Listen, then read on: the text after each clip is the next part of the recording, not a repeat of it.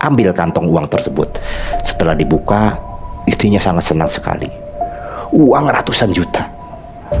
Satu kali dia ngerasa berhasil, dia lakukan lagi 2 kali, 3 kali, 4 kali, sampai 5 kali. Setiap saya keluar, ibu tahu sendiri kan, saya bisa gondol minimalnya 50 juta, bahkan bisa 100 juta. Kalau 1 minggu saja udah keluar udah banyak. Tapi banyak teman-teman saya yang berdatangan, saya susah untuk nolak. Kalau saya kasih,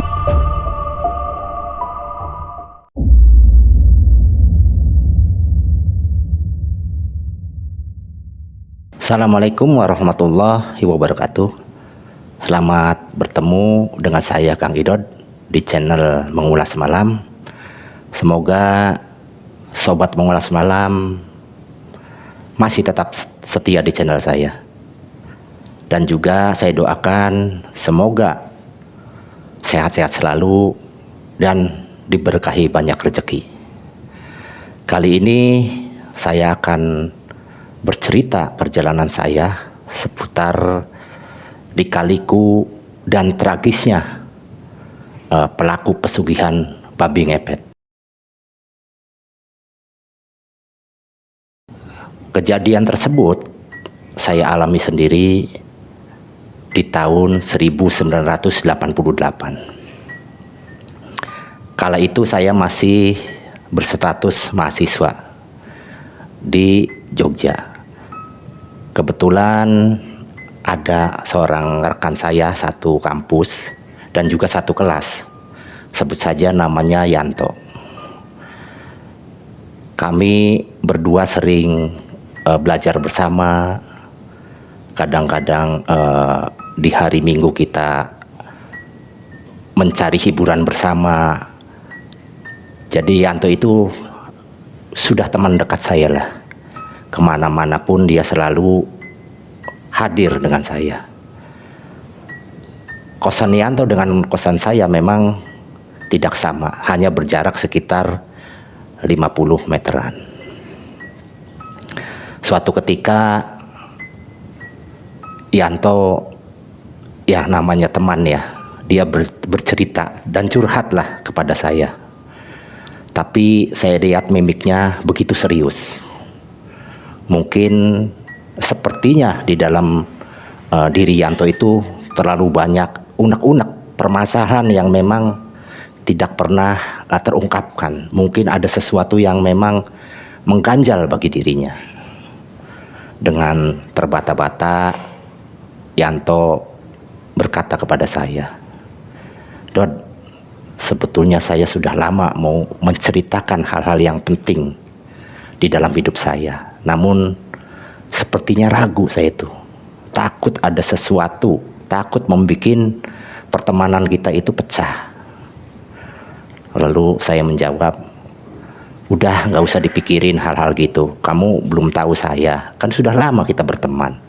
Sudah apapun yang terjadi di cerita Yanto, insya Allah saya akan mendengarkan dengan baik. Syukur-syukur saya bisa memberikan solusi yang terbaik buat Yanto." Itu coba saya ucapkan dengan perkataan yang sangat bersahabat. Yanto menegaskan lagi, "Nanti Idod lari dari pertemanan saya." "Udah jangan khawatir," kata saya itu. "Gak masalah lah, kita sudah teman dekat sudah lama. Coba ceritakan yang sebenarnya." Akhirnya Yanto dengan berat hati, dengan perasaan agak cemas dari mimik mukanya, dia bercerita kepada saya.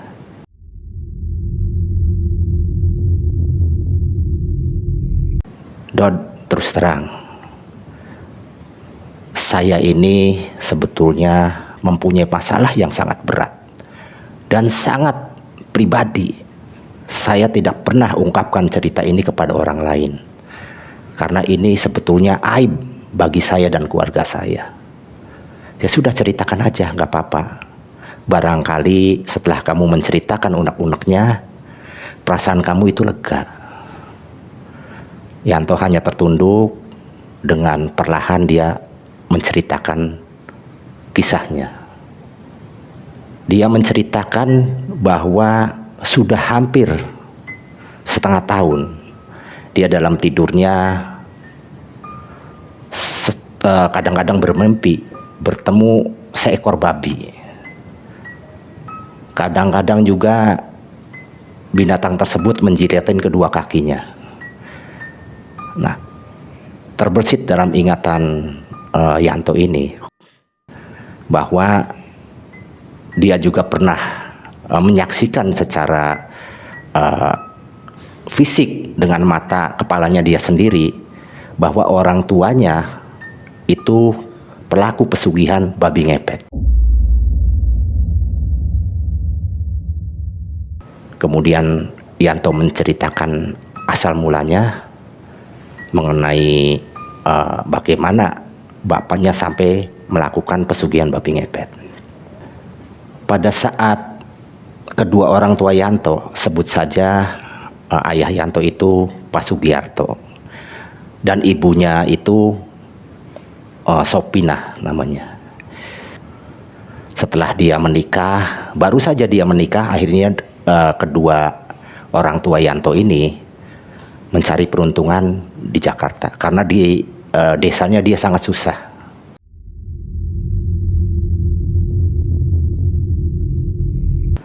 Namun di Jakarta tidak seperti perkiraan dia. Jakarta adalah kota yang keras, penuh dengan kehidupan yang memang jauh dari kehidupan seperti di desa. Semua orang hidup masing-masing. Nah, setelah dia tinggal di Jakarta, akhirnya dia mencoba mencari suatu tempat untuk berteduh. Alhamdulillah dia bertemu dengan seseorang satu kampungnya di suatu perumahan yang sangat tidak permanen lah. Dan ternyata perumahan tersebut adalah gubuk-gubuk di mana komunitas tersebut adalah pemulung. Dengan penuh harapan yang besar untuk mencari kehidupan baru di Jakarta, akhirnya Pak Sugianto dan Sopina, kedua pasangan suami istri ini, mencoba hidup dari bawah.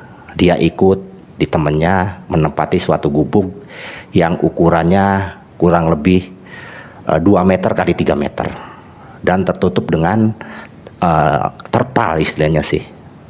Nah, disitulah dia hidup. Sugiarto ikut pekerjaan dengan teman-temannya, yaitu mengambil barang-barang bekas pemulung. Itu dilakukan dia hampir 1 tahun. Nah, sampailah Sopinah ini, istri Sugiarto itu hamil. Awalnya Sopinah ini menerima apapun yang diberikan oleh suaminya yang berupa nafkah seadanya, dia menerima. Tapi setelah 1 tahun menjelang kehamilan anaknya yang pertama, Sopinah itu mulai berubah. Dia menuntut yang macam-macam. Bahkan kadang-kadang terjadi pertengkaran dengan suaminya. Pak, gimana? Kita nggak bisa makan hidup begini saja. Kita sudah 1 tahun. Bagaimana anak saya nanti? Apa dia juga akan hidup seperti kita? Carilah kerjaan yang lain. Terus istri ngomel hampir tiap hari. Nah, disitulah Sugianto mulai stres, berpikir berat. Sedangkan ijazah dan keahlian dia tidak ada. Cuma cukup hanya untuk pekerja keras. Pernah dia melakukan kerja lain seperti kerja-kerja kuli di bangunan. Namun kembali fisik dia tidak mencukupin sebagai pekerja yang keras di dunia pertukangan. Jadi kembali lagi hasilnya juga hampir sama dengan hasil dari dia memulung. Demikian terus menerus istrinya ngomel. Akhirnya Sugianto berpikir yang agak ekstrim. dia pernah mendengar bahwa untuk mencari kekayaan yang lebih cepat itu dengan pesugihan.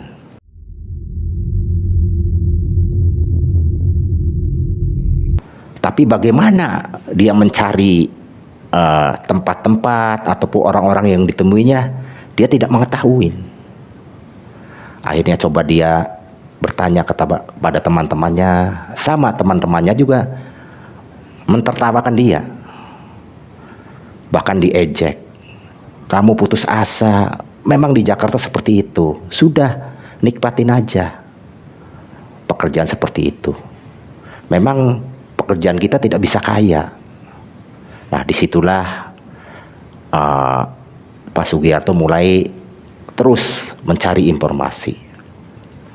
Akhirnya dia bertemu dengan seorang tukang bakso, ya satu wilayah dengan dia di kota di Jawa Tengah itu, satu desa lah. Dia bertanya-tanya, akhirnya mendapat masukan. Sudah toh, kalau kamu mau cepat kaya, kamu melakukan pesugihan babi ngepet aja. Toh kamu juga di sini hidup susah, sengsara. Sugiarto waktu itu merasa ada informasi yang memang berharga bagi dirinya untuk mencari pesugihan tersebut. Akhirnya dia sering bertemu, sering ngobrol-ngobrol, maka diantarlah Sugiarto itu oleh tukang bakso itu ke tempat di luar Jakarta, di tempat suatu yang memang dituju tempat itu untuk pesugihan. Akhirnya mereka berdua sudah sepakat, maka berangkatlah dia dengan menggunakan bus lah menuju daerah tertentu.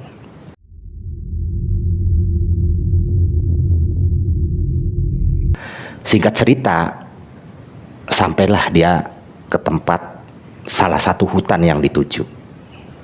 Saya nggak bisa ceritakan di sini ya, sekitar Jawa Tengah. Nah di situ Yanto diantar temennya, sebut aja Udin ya. Temennya itu menemui Kuncen. Tapi Udin berkata kepada Sugiarto, "Bang, gimana kalau abang nanti berhasil? Apa keuntungan saya? Udah tenang aja. Kalau saya berhasil, saya belikan kamu satu buah sepeda motor." Udin merasa senang. "Bisa enggak kamu pegang perkataanmu nih? Karena pesugihan itu biasanya pelit untuk memberi kepada seseorang. Saya jamin karena kamu berjasa membawa saya ke sini." Udin berkata lagi, "Tapi mengenai resiko pesugihan saya nggak mau tahu nih. Jadi sampeanlah yang menanggung." Pak Sugiarto, "Siap, saya sepenuhnya saya akan menanggung. Toh saya tidak pesugihan juga, hidup saya udah susah." Akhirnya setelah menemui Kuncennya, dia konfirmasi. Kebetulan syarat-syaratnya waktu itu tidak seberapa, hanya beberapa bunga-bungaan dan satu bungkus kemenyan.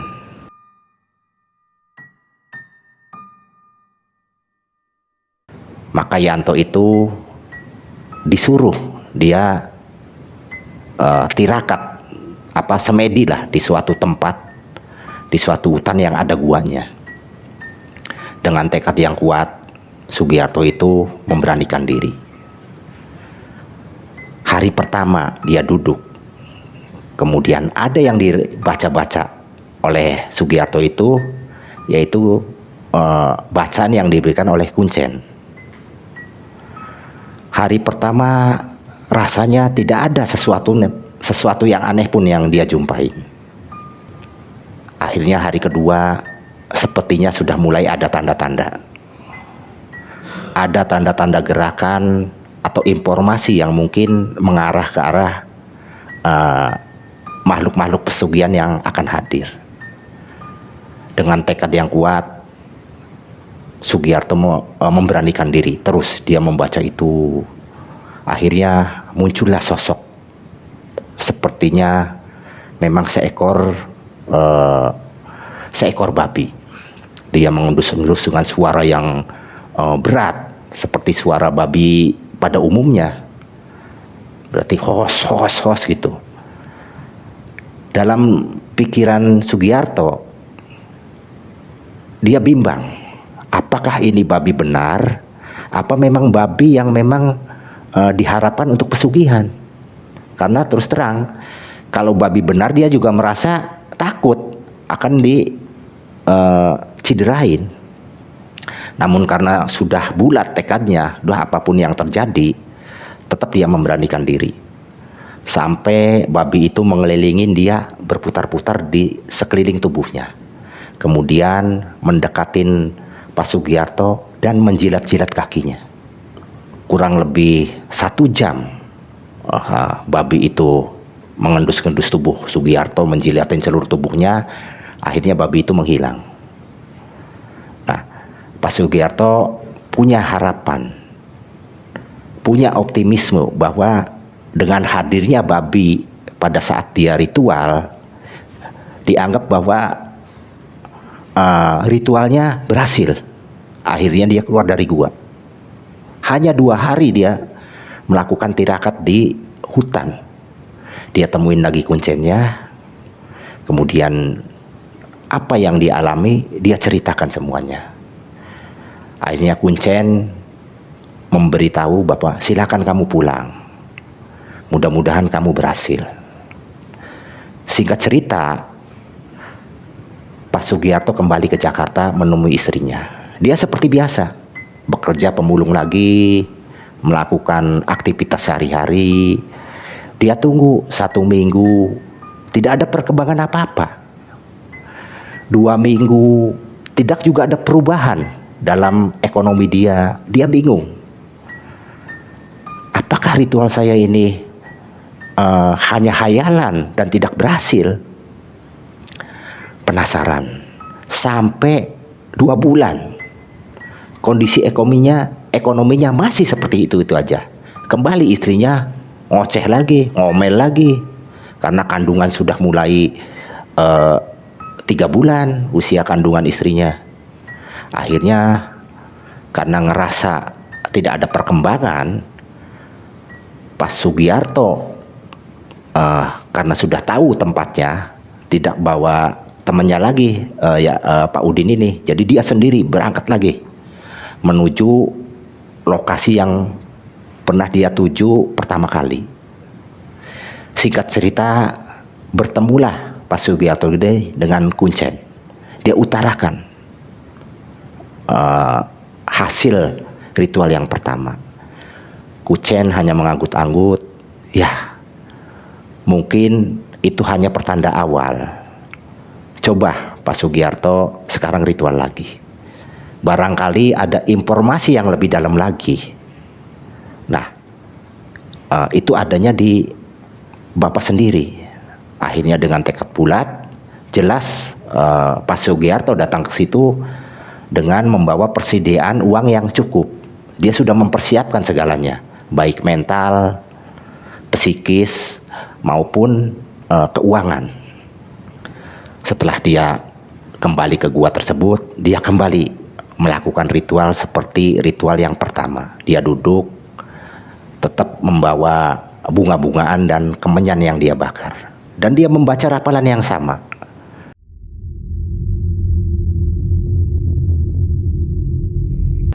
Lakukan lagi situasi seperti itu. Nah, ini tidak lama lagi. Tidak seperti ritual yang pertama. Kurang lebih 2 jam datang lagi seekor babi yang pernah dia jumpain, yang pernah menjilat-jilatin seluruh tubuhnya. Kembali babi itu hadir, kemudian menjilatin lagi. Akhirnya Sugiarto mencoba memberanikan diri. Maksudnya dia mengungkapkan perasaan apa yang ada dalam pikirannya. Namun anehnya, dia belum berucap, baru hanya dalam pikiran, si babi itu sepertinya sudah mengerti. Bahkan dia menjawab, kamu belum memenuhi semua persyaratanku. Wah, saya tidak tahu, kata Pak Sugiarto. Yang saya dikasih tahu sama Kuncen Ika kan cuma persyaratan bunga-bungaan dan beberapa gelintir kemenyan yang dibakar.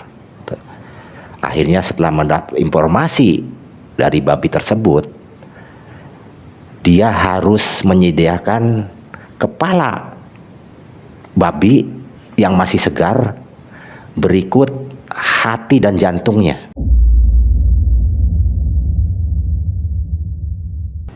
Keesokan harinya, setelah yakin dia mendapat informasi tersebut, akhirnya dia mendatangin Kuncen. Dia utarakan informasi yang dia dapat di dalam gua tersebut.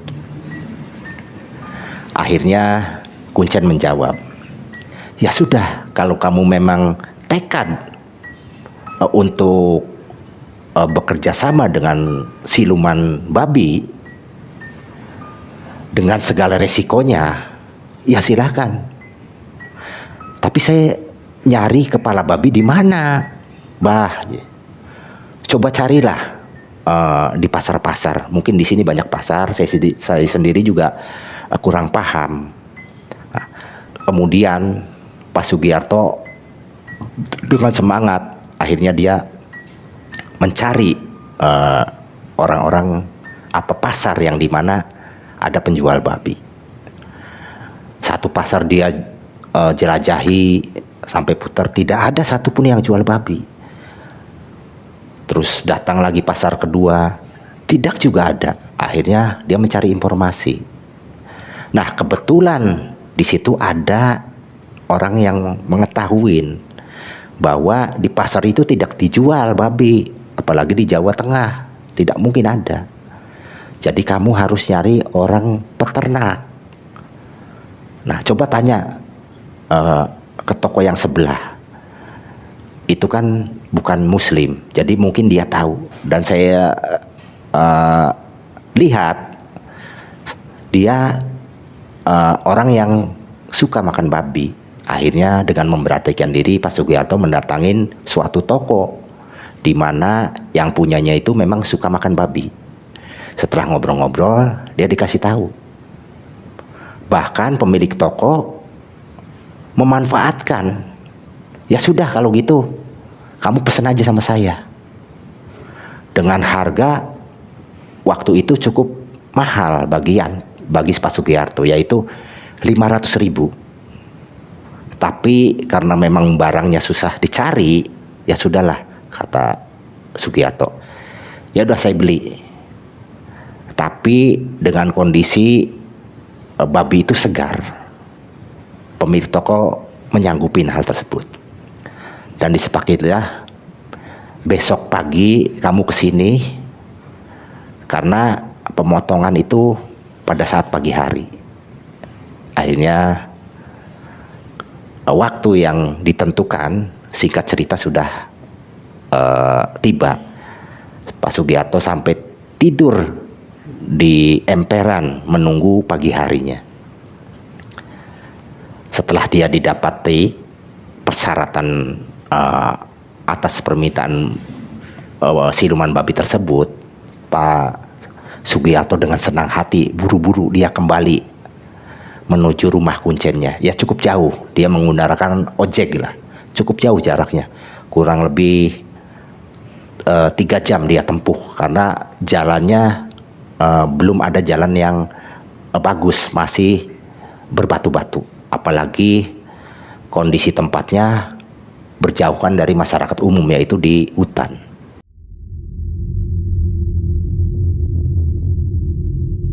Setelah dia bertemu dengan Kuncen, nah ada lagi rapalan yang harus dia baca. Walaupun memang tidak terlalu panjang,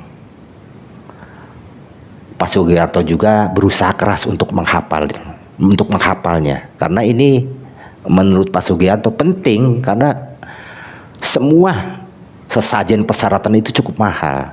Gak mungkin kali ini saya gagal dan akan susah lagi mencari modalnya, pikir dia. Jadi dia berusaha keras untuk menghafal rapalan tersebut.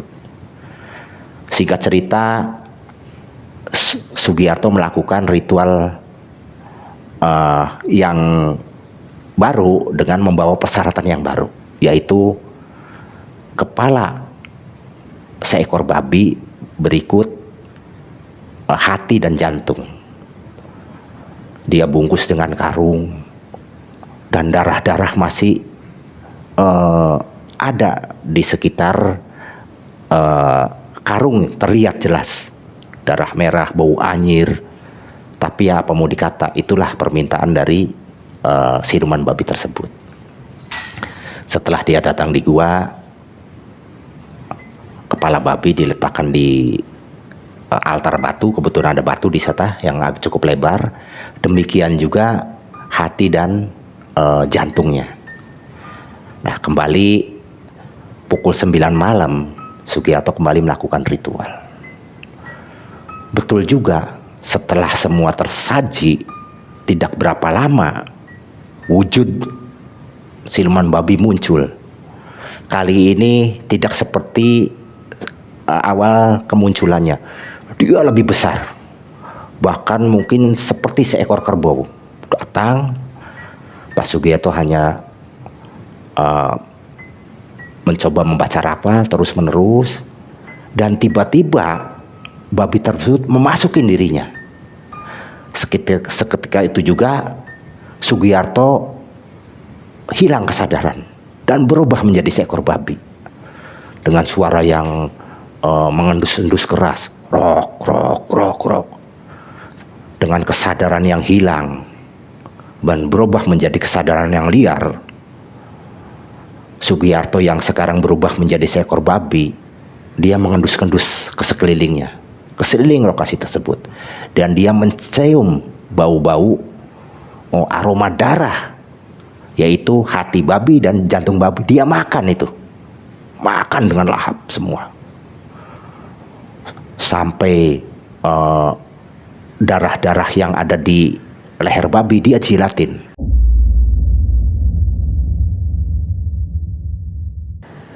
Sampai dia hilang kendali, berputar-putar, kemudian dia membentur ke sana, membentur sini, akhirnya pingsanlah Pak Sugiarto. Keesokan harinya, setelah matahari terbit, dia terbangun. Dia sudah tergoler di sekitar gua tersebut dengan lumuran darah di sekitar mulutnya. Dia merasa mual perutnya waktu itu, cuma dia tahan. Akhirnya dia segera menuju Kuncen. Bahkan dia ceritakan, kata Kuncen, sudah mungkin kali ini kamu sepertinya berhasil. Kamu silahkan pulang. Dan jangan lupa, kata Kuncen, informasi-informasi selanjutnya akan menyusul. Bukan dari saya, kata Kuncen, tapi dari penunggu gua tersebut. Dan Kuncen juga mengisyaratkan, kalau kamu berhasil, jangan lupa. Sepertinya Kuncen itu mengharapkan fulus uang dari hasil pesugihan tersebut. Sugiarto kemudian mengetahui isyarat-isyarat dari pembicaraan Kuncen tersebut. Ya bah, nanti kalau saya berhasil, saya akan kesini lagi. Saya tidak akan lupakan jasa Mbah terhadap saya. Kuncen hanya manggut-manggut. Akhirnya Sugiarto kembali lagi untuk kedua kalinya ke Jakarta menemui istrinya. Nah, ketika dia menemui istrinya, kembali istrinya marah uring-uringan. Karena apa? Sudah ditinggalkan oleh Sugiarto itu 5 hari dengan nafkah yang seadanya. Pas Sugiarto merasa percaya dirinya luar biasa. Sudah sebentar lagi kita kaya. Cuma kamu harus ngikutin aturan-aturan yang ada pada diri saya. Kalau kamu nggak mengikutin, kita akan seperti ini aja. Istrinya merasa ragu, tapi sepertinya dia mengetahui juga bahwa suaminya itu mengadakan ritual tertentu. Ya sudah, kalau memang itu membawa kita ke arah kehidupan yang lebih baik, saya siap apapun. Itu kata Sopinah istrinya tersebut. Nah, di hari tertentu yang sudah ditentukan, Sugiarto menentukan ritual di mana dia akan memulai pertama kali dia akan operasi mencari uang. Jadi dalam pesugihan babi ngepet itu sebetulnya pesugihan ini adalah pencurian. Jadi bukan untuk berdagang, di mana pelaku itu melakukan ritual dan dia sudah menjadi sosok babi. Dia akan mencari rumah-rumah yang memang dirasa mempunyai uang yang cukup banyak, dan disitulah dia akan kuras habis uangnya. Nah, itu berbeda sekali dengan pesugihan dari tuyul. Kayak tuyul itu uangnya recehan, kecil-kecil. Kalau babi ini habis, tumpas habis lah uang yang ada di rumah. Nah, hari yang sudah ditentukan itu tiba di hari Rabu Legi. Jelas Sugiarto sudah mempersiapkan semua sarananya. Bahkan dia sudah menginformasikan ke istrinya mengenai apa-apa yang harus dia lakukan. Maka hari pertamalah Pak Sugiarto akan coba beroperasi. Ada perasaan ragu dalam diri dia. Ini bagaimana nantinya? Namun karena dalam pikirannya itu uang, ya sudah, apa kata nanti. Setelah semua sesajen disiapkan, termasuk juga itu ada bunga 7 rupa, ada beras, ada dalam satu nampan, kemudian ada kopi pahit, ada juga telur angsa, dan ada juga 1 buah lilin. Istrinya dikasih tahu, nanti lilin itu harus dinyalakan sampai tugas saya selesai, baru lilin itu dimatikan. Nah, kalau lilin itu bergoyang dalam keadaan stabil, berarti saya sedang menuju rumah, sedang dalam pergerakan. Ya, cepat tiup. Istrinya mengiyakan. Kamu jangan tidur selama saya mencari rezeki, kata Pak Sugiarto. Buktikan nih bahwa kita akan berubah hidupnya. Dalam pikiran istrinya antara ragu dan yakin, namun apapun dia lakukan. Di hari pertama Sugiarto keluar dari rumahnya setelah disiapkan semua ritualnya dan dinyalakanlah lilin tersebut. Sugiarto membaca ritual-ritual tertentu, kemudian tiba-tiba ada sosok yang memasukin tubuhnya. Hilanglah kesadaran Sugiarto. Dia berubah menjadi babi. Sugiarto berjalan menyelusurin gang-gang dalam rupa seperti seekor babi. Yang anehnya, dia bisa mencium mana rumah yang itu mempunyai uang atau yang tidak.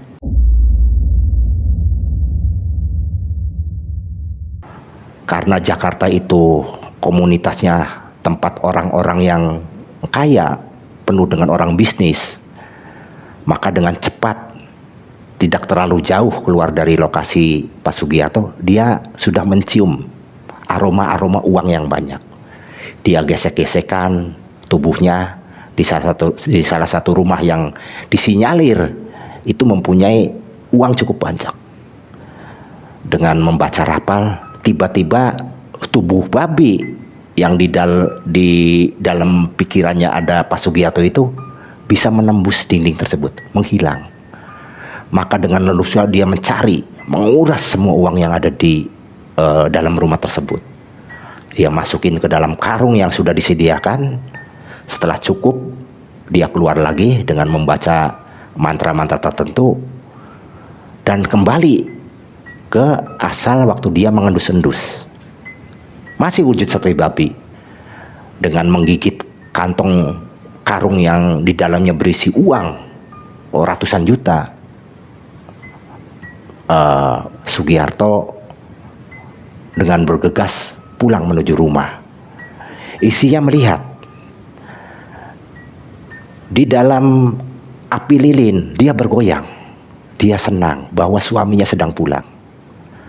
Terus sampai goyangan itu melambat, barulah tahu bahwa suaminya sudah dekat. Maka dia tiup. Seketika itu juga wujud babi yang membawa satu kantong karung berisi uang berubah menjadi Sugiarto kembali, dan Sugiarto tergoler di belakang rumah dengan peluh, dengan kondisi yang sangat lemas, sepertinya habis bekerja keras, mungkin karena lari yang terlalu kencang, dia lemas. Istrinya menyambut lewat belakang rumah, dia mendatangin, kemudian dia mengangkat suaminya tersebut, dia geret dan dia ambil kantong uang tersebut. Setelah dibuka, istrinya sangat senang sekali. Uang ratusan juta. Satu kali dia ngerasa berhasil, dia lakukan lagi 2 kali, 3 kali, 4 kali, sampai 5 kali. Tidak menunggu puluhan tahun, kedua suami istri tersebut bisa membeli sebuah rumah yang cukup mewah.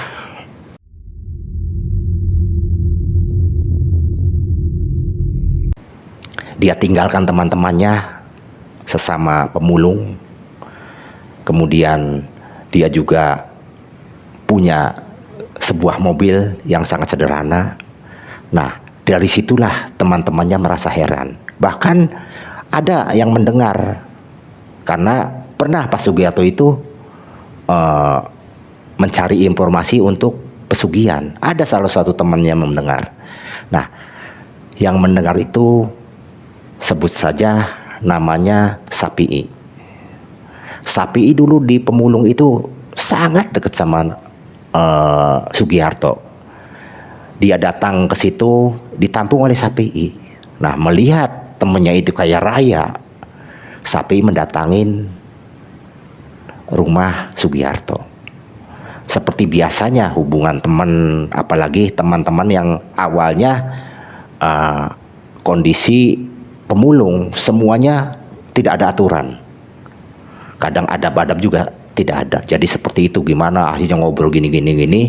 Sapi'i minta uang.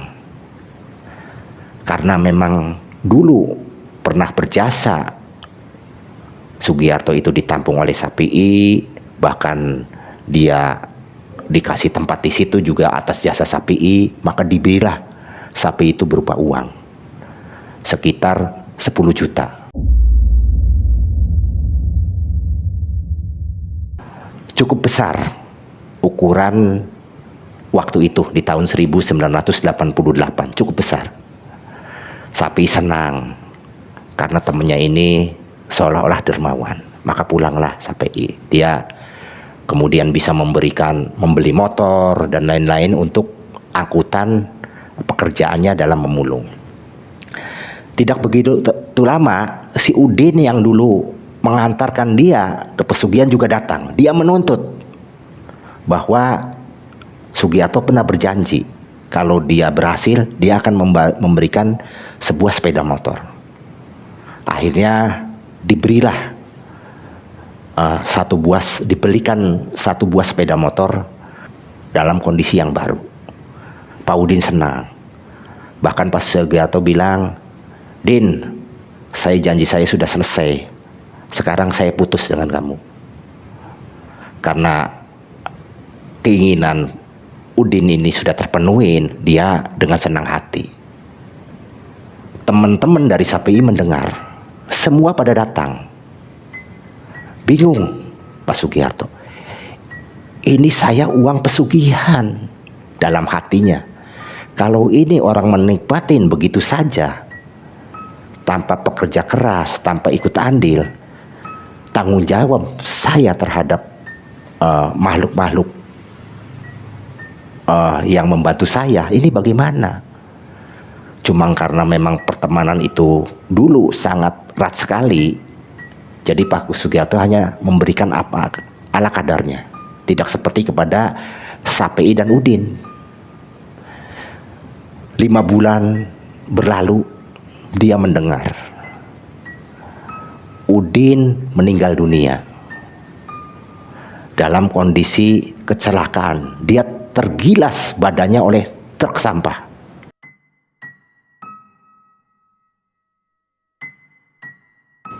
Dia kaget. Apakah ini karena ada hubungannya dengan pesugihan saya? Apa bagaimana? Bingung Udin. Tidak berlalu lama setelah Udin meninggal, seminggu kemudian Sapei meninggal juga dalam kondisi yang sama. Dia tergilas juga dengan sepeda motornya, meninggal juga.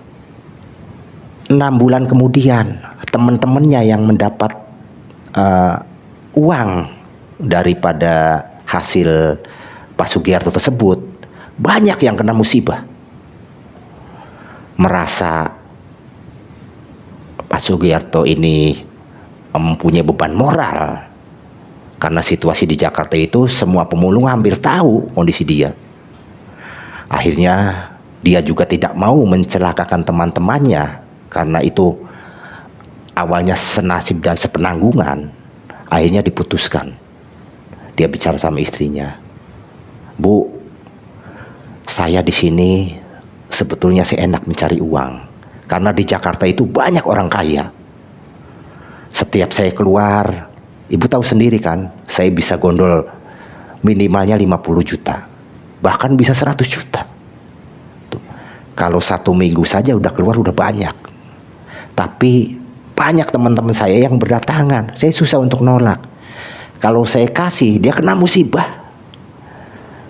Bagaimana kalau kita pindah kota saja, biar teman-teman saya itu tidak tahu tempat dan lokasi saya. Kasihan juga.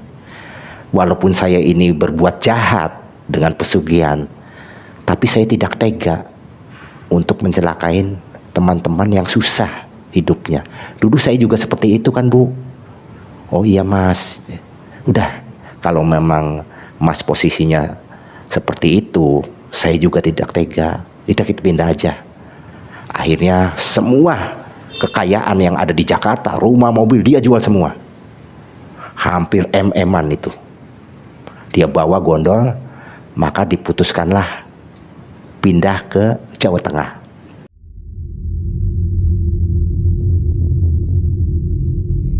Sedangkan waktu itu Sopina sudah mempunyai seorang bayi kecil laki-laki kurang lebih usia 2 tahun. Perpindahan dia ke Jogja, dia mencari suatu rumah yang memang cukup sederhana, karena dia tidak akan menjadi perhatian orang-orang sekitar. Karena kehidupan di Jawa Tengah dengan Jakarta ini sangat berbeda. Jadi kalau di Jawa Tengah dia mewah, kemudian tidak ada pekerjaan, masyarakat sana peka. Beda dengan di Jakarta, dia tidak mau tahu. Maka singkat cerita, maka tinggallah dia di daerah Jawa Tengah dengan membeli sebuah rumah yang sederhana dan kendaraan mobil yang juga sederhana.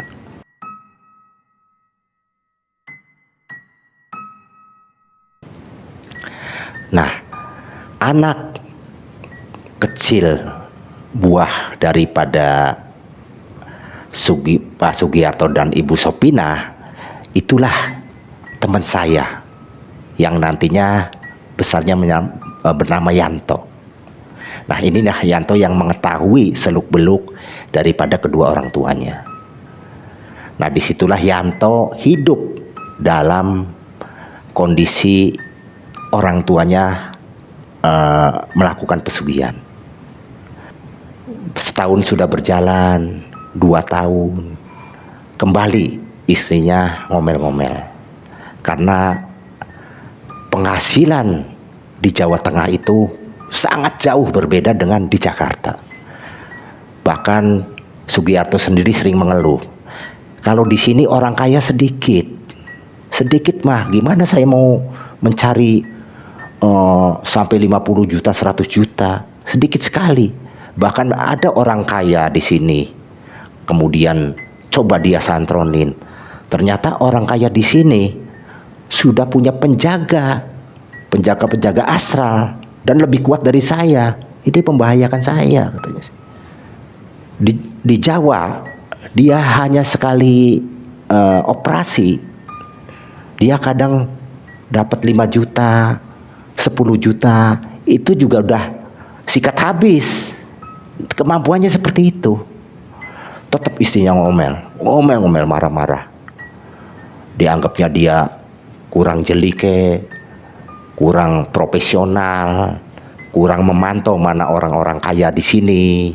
Padahal orang kaya di sana tidak seperti orang kaya di Jakarta. Di sana rata-rata mempunyai sedikitnya mempunyai spiritual.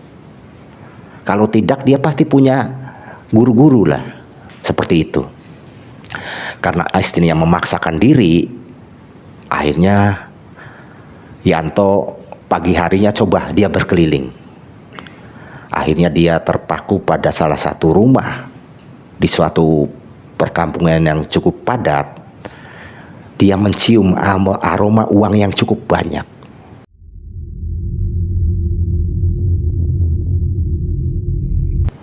Namun getaran yang dia rasakan dalam dirinya yang memang sudah peka karena adanya makhluk yang ikut campur dalam diri Sugiarto, dia mengetahui bahwa di setiap sisinya ini sudah ada penjaga dalam bentuk makhluk-makhluk astral juga.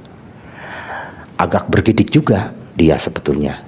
Apakah saya akan robos atau tidak? Tapi karena dia tergiur, sepertinya yang punya rumah itu habis menjual sebidang tanah yang cukup luas, hingga uangnya belum sempat disimpan di bank apa di rekening, jadi masih tersimpan di rumah. Tergiur, malam harinya coba Sugiarto berbicara sama istrinya untuk minta pertimbangan. Karena istrinya memang selalu menuntut sesuatu yang lebih-lebih, akhirnya istrinya memutuskan, sudah jalan aja, toh biasanya di Jakarta juga kamu lancar-lancar aja. Akhirnya sudah disepakatin, oke lah, diadakan ritual lagi. Nah, singkat cerita, sampailah bagi mepet yang di dalamnya ada sosok Sugiarto, sudah nyampe rumah yang dituju. Dia tengok kanan, tengok kiri dalam kondisi larut malam, sekitar pukul 12 malam.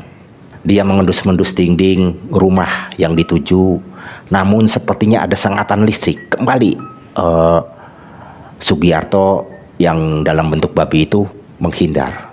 Dia cari lagi tempat yang aman, gesekan lagi, ada lagi getaran. Terus akhirnya adalah ketemu dengan dinding di depan teras yang memang getarannya tidak begitu kuat. Akhirnya dengan membaca rapal, dia masuk ke dalam rumah tersebut.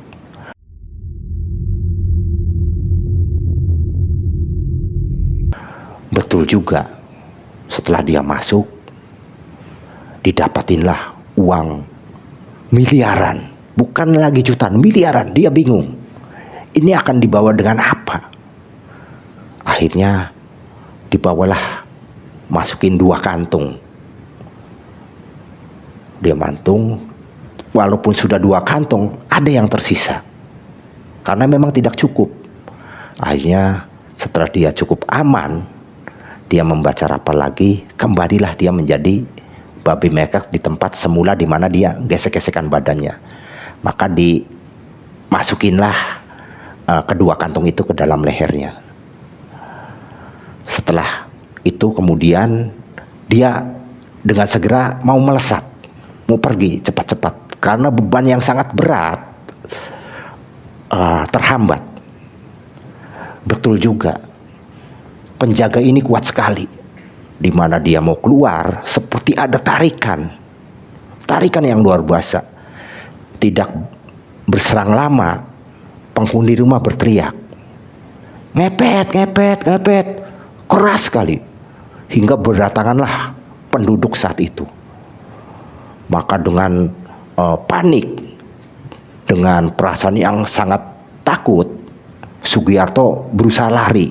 Namun beban yang dia dapat, yang dia emban itu sangat berat. Belum lagi ada sisi-sisi yang sepertinya menarik dirinya, yaitu penjaga-penjaga di dalam rumah tersebut. Akhirnya terkepunglah Sugiarto dalam bentuk babi ngepet tersebut. Dia ditombak ke sana, ditombak ke sini.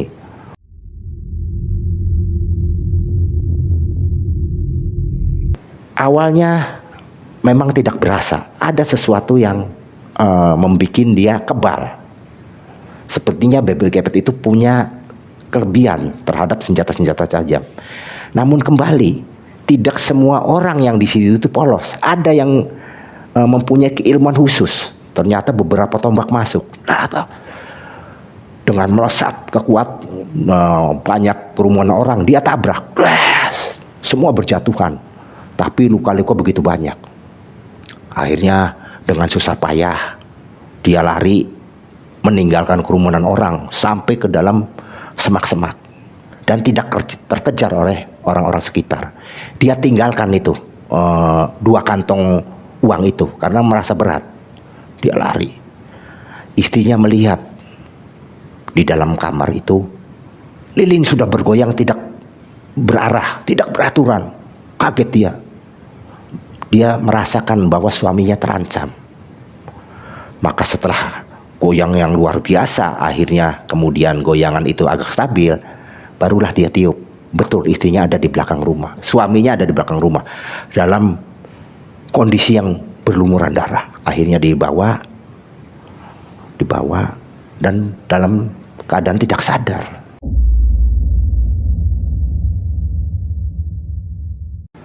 Kemudian sebisanya istrinya mengobatin, karena bagaimanapun kondisi Pak Sugiarto itu tidak mungkin dibawa-bawa cepat ke rumah sakit karena situasi sangat mencekam. Orang sudah tahu nanti akan ketahuan pelakunya. Itu pikiran istrinya. Jadi besok harinya, kemudian besok harinya istrinya coba bawa dengan mobil dia sendiri biar nggak diketahuin sama yang lain ke rumah sakit. Dan disitulah Pak Sugiarto tidak tertolong. Tapi masyarakat tidak tahu, seolah-olah Pak Sugiarto itu meninggal dalam kecelakaan. Maka dikuburlah Pak Sugiarto. Nah, itulah tragisnya Sobat Mengulas Malam. Dari kesenangan sesaat dalam pesugihan babi ngepet ini akhirnya penuh dengan tragis. Belum lagi setelah kematian Pak Sugiarto tersebut, kekayaan berangsur-angsur habis karena tidak ada lagi yang bisa beroperasi. Bahkan istrinya seringkali disetubuhin oleh seekor babi. Dia tidak bisa mengelak. Bahkan jeritanya, rasa sakit yang dialami oleh istrinya karena disetubuhin itu sering terdengar. Nah, disinilah Yanto melihat bagaimana deritanya orang tuanya dari mulai awal sampai akhir.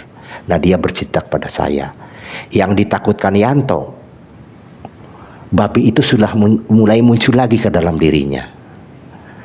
Untungnya saya pernah mendengar dari orang-orang di kampung saya bahwa orang yang pernah melakukan pesugihan, pasti kalau orang pesugihan sudah meninggal, pasti pesugihannya akan mengikuti keturunannya, akan kembali pengen bersekutu. Jadi kalau keturunannya dulu orang tuanya pernah pesugihan, nah anak-anaknya kemudian melakukan pesugihan, itu cepat dibanding orang-orang biasa, akan cepat diterima. Nah, Yanto tanda tanyanya seperti itu. Walaupun dalam diri Yanto karena dekat dengan saya, Yanto itu sudah agamais, bahkan dia sudah mau taubat gitu. Dia menyesal orang tuanya seperti itu. Jadi bagaimana, Don? Saya takut saya terjebak ke dalam dosa-dosa yang memang susah sekali untuk bertobat. Akhirnya saya sarankan, sudah Dot, saya sangat prihatin. Jadi perkirakan Yanto saya untuk menjauhi Yanto itu tidak terbukti. Bahkan saya iba, ayo kita ke tempat seseorang yang dekat dengan agama, seorang kiai. Kita mendekatkan diri ke sana bareng-bareng. Mudah-mudahan istilahnya sih siluman-siluman yang dulu melekat kepada ayah kamu tidak menimpa diri kamu. Dan alhamdulillah setelah Yanto rajin beribadah, bahkan dia rajin ikut dalam jemaah-jemaah, akhirnya mimpi-mimpi yang tidak enak, kemudian perasa diendus-endus oleh seekor babi itu berangsur-angsur hilang. Dan sampai akhirnya Yanto itu selesai kuliah bersama saya dan dia mendapatkan pekerjaan yang layak. Itulah Sobat Umar Salam, cerita yang bisa saya sampaikan. Ambil manfaatnya, buang yang jelek-jeleknya. Wassalamualaikum warahmatullahi wabarakatuh.